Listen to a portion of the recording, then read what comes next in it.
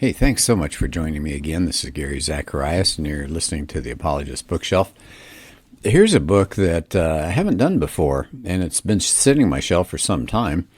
It's called Is God Just a Human Invention? And 17 Other Questions Raised by the New Atheists. And so this is a reaction to the whole new atheist boom that happened in the early 2000s. This book came out in 2010, so it's been around a while. Sean McDowell and Jonathan Morrow, two good authors, are the co-authors. And actually, they are authors and they're editorial people. They put together other good authors. So we've got Greg Kokel, John Warwick Montgomery does a chapter, Gary Habermas. Wow, he's amazing. He's so good on the resurrection. William Dembski has a chapter, Doug Guyvet, Fuzz Rana from Reasons to Believe, Jay Richards, Gary DeWeese. I mean, they got some great, Frank Turek, Paul Copan writes some things there, Doug Groteis. Let's see, Randy Alcorn, Daryl Bach. So they've got all these wonderful authors that introduce their own comments as well. And the chapters, I mean, these are some amazing questions that they struggle with, or Christians struggle with, like the problem of evil, what good is Christianity? Is God a genocidal bully? Does God intend for us to keep slaves? Look at the Old Testament. Are miracles possible? Is Darwinian evolution the only game in town? And on and on and on. So this is a really good book. It said the question of God is up for public debate, and the new atheists want you to question your faith. So McDowell and Morrow know that there is solid evidence for God and Christianity. And so they have all sorts of, they examine all sorts of challenges here. Dan Kimball says, these are the questions we can't ignore today. Sean and Jonathan guide us to see unshakable truth in the midst of what can feel like unnerving and scary questions. Yeah. Craig Hazen, I like him a lot. He is the founder and director of the MA program in Christian apologetics at Biola. Now he's working with Stand to Reason. He says, this is a book to buy for all of your skeptical coworkers, neighbors, or family members. Then challenge them to meet with you weekly as you work through the chapters. They and you will never be the same. And I think that's true. So I'm going to pick a chapter of a really uncomfortable topic. Most Christians don't want to bring it up. They don't want to think about it. And it bothers a lot of people in our society. It's chapter 12. And here's the title. Is Hell a Divine Torture Chamber?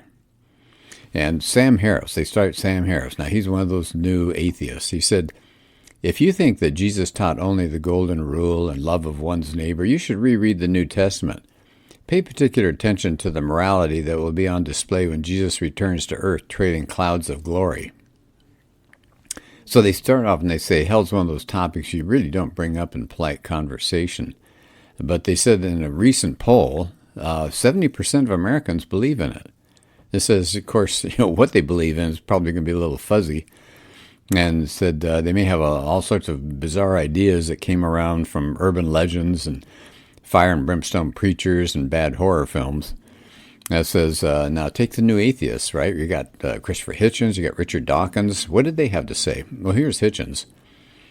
Not until the advent of the Prince of Peace do we hear of the ghastly idea of further punishing and torturing the dead.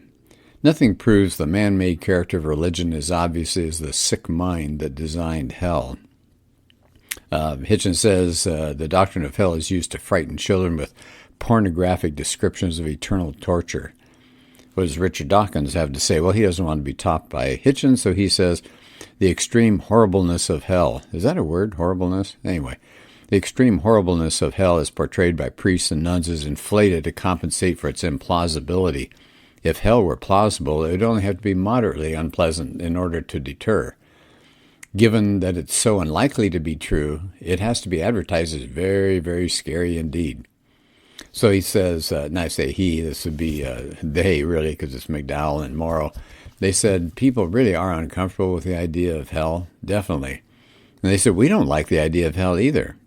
But he says it doesn't follow from this sentiment that hell, if you really understand it, it doesn't follow that if we don't like it, that it must be false or inhumane or unjust or outdated or incoherent or implausible. So They said the point of Christianity, as far as thinking about hell, is not to avoid hell, but to enjoy God now and forever. Next section of the chapter here. The most virtuous man who ever lived taught the reality of hell. See, that's something a lot of people don't think about. They picture sweet, gentle Jesus holding children and feeding people and things like that. But as they point out in this section here, do you know who talked more about hell than anyone else in the Bible? Jesus. The same man who taught people how to do unto others and things like that said he didn't balk, he didn't stutter when it came to the topic of hell. Jesus didn't see any contradiction between the offer of love and forgiveness on the one hand and the reality of hell as a place of eternal punishment on the other. So that we can capture Jesus' teachings on hell in 3 images. Here's the first. He spoke of eternal fire and eternal punishment. On another occasion, he talked of hell as a place of darkness where there will be weeping and gnashing of teeth. Now finally, he talked of the destruction of the soul. Wow. So Jesus thought this was so important. I mean, he brought it up more than once. Well, here comes the question, of course, as they mentioned in the title of the chapter. Is hell a fiery torture chamber? Are people going to be endlessly burning alive? It said, let's talk about the fire. It says we have to remember a really key part about communication. Every type of communication has rules, and you've got to understand those rules if the message is going to be interpreted correctly. So if you go to the sports page, they say, and it says the Tennessee Titans killed the Dallas Cowboys. No, they just scored more points. Or if somebody says, you're driving me crazy, well, that's not really a mental breakdown, at least you hope not. So these are figures of speech or figurative language. And they said, go to Jesus now. Think about how he communicated to his first century Jewish audience. He used something called hyperbole. Now, I'm an English teacher, so I'm familiar with that term. It's all through the Bible, by the way. It's not just Jesus. It's in the Psalms. It's in the early chapters of the Bible. There's a lot of hyperbole. Anyway, so that's how Jesus communicated. That's exaggeration. Now, why do you exaggerate? Isn't that lying? No. But it jolts people. It makes them pay attention. It makes them grasp the big idea. It's kind of like grabbing them and kind of shaking them. So think about Jesus. What did he say in one place? If anyone comes to me and does not hate his father and mother, his wife and children, his brothers and sisters, he can't be my disciple. Well, if you read that literally, you're going, wow, I got to hate my parents to become a Christian. No. His followers to love their parents and even take the more radical step of loving enemies. Though what Jesus was trying to get across was the most important relationship in life was to be with God. That was the priority. So it said, you can take the Bible seriously without having to read it in a real hyper-literal, overly rigid way. So now let's come back to that issue. What about the fire? Well, it says the images like fire and darkness are metaphors to represent the indescribable. This is just the way language is used. So he says, I keep wanting to say he, so McDowell and Morrow say, it'd be tempting to think, okay, well, if it's just, indescribable, then maybe hell isn't really all that bad if there's no fire there. But they're saying it's actually, the reality be worse than the symbol. Fire speaks to an eternal spiritual decomposition of a person. So if heaven is where you become fully human, then hell is a place where you're fully disintegrating. You're coming apart for what it means to be human. The darkness refers to the complete absence of relationship. So it said the whole essence of hell is relational. He said we've been bombarded with images of flames and devils with pitchforks. But the Apostle Paul taught that hell is a place where people pay the penalty of eternal destruction away from the presence of the Lord and from the glory of his power. So where's the anguish coming from? Why are the people in hell, in a sense, tortured? It's not God roasting them. It's the awareness that floods in that they don't have this fundamental relationship. So Tim Keller, for example, talks about hell in relational terms here. He says the biblical picture is that sin separates us from the presence of his God, from presence of God. If you lose God's presence totally, Keller says that would be hell. That's the loss of our ability to give or to receive any kind of love or joy. So next section of this chapter here says, it's not a question of God sending us to hell. That's what we always hear. It's that inside something is growing inside of us that's not good, and it'll be hell unless it's nipped in the bud. That's what C.S. Lewis says. So back to the two authors here, McDowell and Morrow, everyone is becoming something. We're on our way to become something. We're either going to be lovers of ourselves or a lover of God. We make our choices, and then we make those choices. They make us, too. And again, they quote from Keller one more time. Keller says, even in this life, you can see soul disintegration that self-centeredness creates. It says, you know how selfishness and being self-absorbed, it leads to piercing bitterness and envy and anxiety and paranoid thoughts. So then Keller says, ask the question, what if when we die, we don't end, but spiritually our life extends on into eternity? So hell is, according to Keller, the trajectory of a soul living a self-absorbed, self-centered life going on and on forever. So McDowell and Morrow say, well, if God sees where this is going, couldn't he have stopped us? Couldn't he block the consequences of our actions so we wouldn't end up in hell? Well, yeah, he could. I mean, God can do that, but they point out only if he removes freedom and human dignity. So we are here to have a relationship with our Creator. And so to have the possibility of a relationship, we have a choice to love or not to love. So he said, now we have the resources to help us make sense of another question. Who in their right mind would knowingly choose hell? But he said, people ask for hell every day. They call it distance from God. They want to be left alone. They want to live life on their own terms. C.S. Lewis sums it up this way, they say, there are only two kinds of people in the end, those who say to God, thy will be done, and those to whom God says, in the end, thy will be done. All that are in hell choose it. So the two authors say, people often think that hell isn't fair, but what could be fairer than giving people the outcome that they want? Now, here are some specific questions that they bring up, and they're trying to deal with. Did God create hell? So it said everything that God created was good, but when God created people with the ability to choose, then he created the possibility of evil, and by extension, the possibility of hell. It's God's fallback position, in a sense.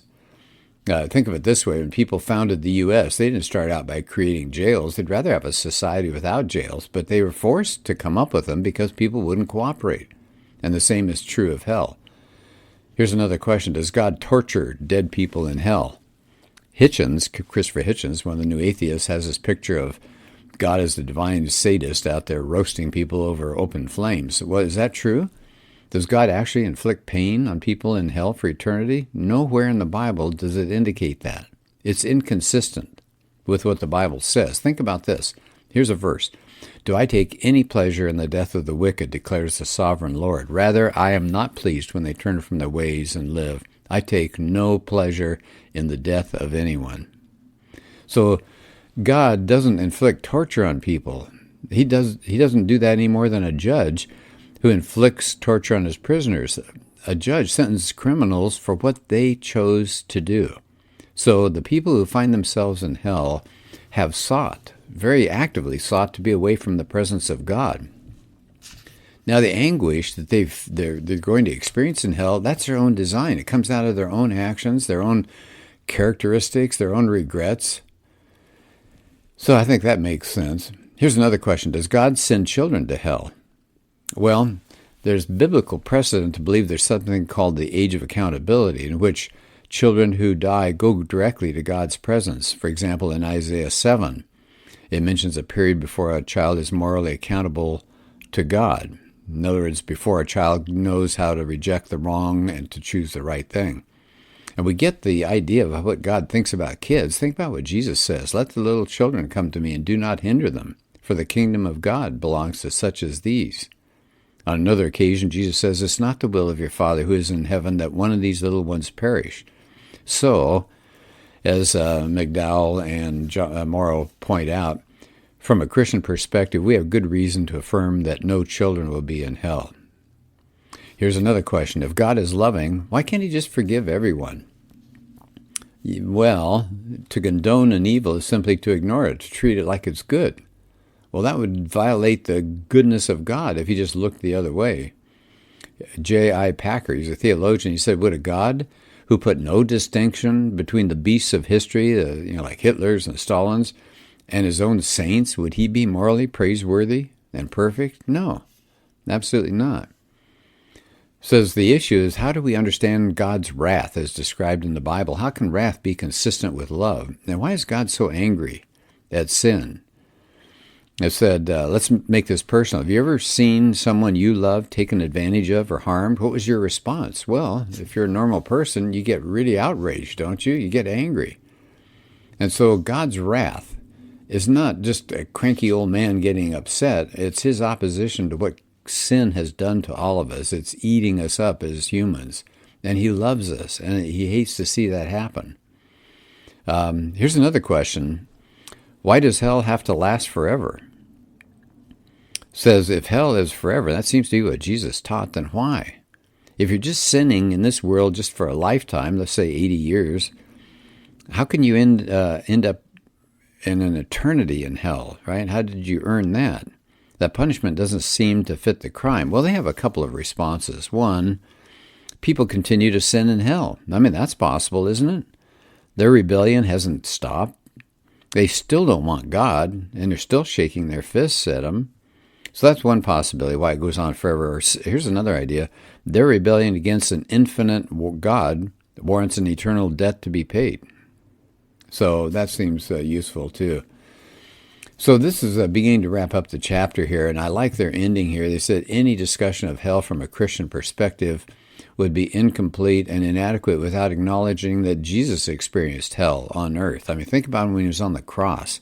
My God, why are you forsaking me? While he's being crucified. He was out of the presence of God. He was taking on the sins of this world. So they said that the cross stands as a reminder that this hellish existence after this life is not the only option. It doesn't have to be this way.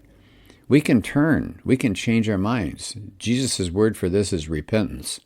So the gospel is good news, isn't it? It's a declaration that hell is not God's desire for anyone. Yeah, that's good. Now, at the very end of the chapter, I like what they do. They let somebody mentions every chapter has a different person having a take on whatever the topic happened to be. So in this case, Frank Turek, who's founder and president of crossexamine.org, he's also an author of a really wonderful book, I Don't Have Enough Faith to Be an Atheist. He's all over the place. He's on college campuses. He has a TV program, radio program. Great speaker. He's spoken to our church and did an excellent job. I love Frank Turek. That's Turek if you want to look up some of his material. So he has just a page and a half titled Why Hell is Loving and Necessary. So this is Turek talking now. He said, I often doubted the existence of hell. It bothered him a lot. But he said, the more that he thought about it, hell seemed to him not only fair but necessary. So he said, let me ask you a couple of questions.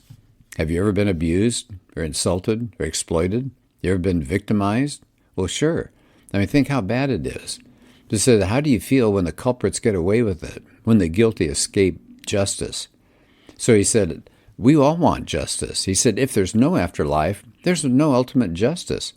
Some of the people that committed the most horrific acts in history don't get punished. Hitler experiences nothing. He's in the arms of his mistress, shoots himself, and he's done. Stalin dies in bed. He said, we got millions of murderers, rapists, child abusers. They're never going to get their just desserts if there's no hell. But if there is a God, then hell is necessary for people like this. He said, all right, but what about just the average non-believer? Why hell for them? And he said, I've debated Christopher Hitchens a couple of times. And by the way, they have at least one I know of. One of the debates is on, I can't remember if it's DVD or CD, but it'd be really good for a small group to hear Hitchens and Frank Turek talk about the existence of God. They have a wonderful discussion about that. And I think if you watch that or listen to it, you'll find that Hitchens has just emotional points and no arguments. And Turek is the one who provides scientific and philosophical and historical evidences. So that's kind of interesting. Anyway, so he said he's debated Christopher Hitchens. He said, I can tell you he's no Hitler or Stalin. He says, but Hitchens admits he doesn't want to go to heaven, even if it exists. Why? Well, for Hitchens, heaven would be just hell to him. He doesn't want to be in God's presence here on earth. Why would he want to be with God in eternity? He wants separation from God, and that's what he's going to get. That's what hell is. God gives us that free will, so Hitchens can reject him and shake his fist. Hitchens can ignore that offer of forgiveness. So free will means even God can't force us to love him.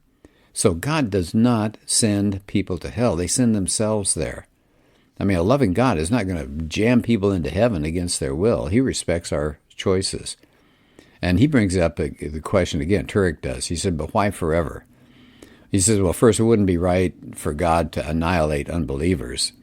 A person like Christopher Hitchens, he's made in the image of God like everybody else. God can't annihilate his own image. That'd be an attack on himself. So what is hell? Basically, it's a quarantine for people who reject him.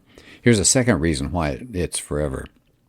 A crime might take only seconds to commit, but the punishment is typically much longer. I mean, think about it. You shoot somebody, you could do that in a half a second, but you may spend the rest of your life in jail for that. Here's another reason. Why forever? It may be, and this is what Morrow and McDowell said, it may be that the people in hell go on sinning, so they continue their rebellion. Here's a fourth reason he thinks it's going to be forever. Since God is perfectly just, everyone will receive the perfect degree of punishment in hell or reward in heaven. So he said at the end, Turek says, so despite my doubts, God is just, he is loving, hell is necessary. In fact, that's the main reason Christ came. He uses the verse Mark 10:45. If there's no hell, what is Jesus saving us from?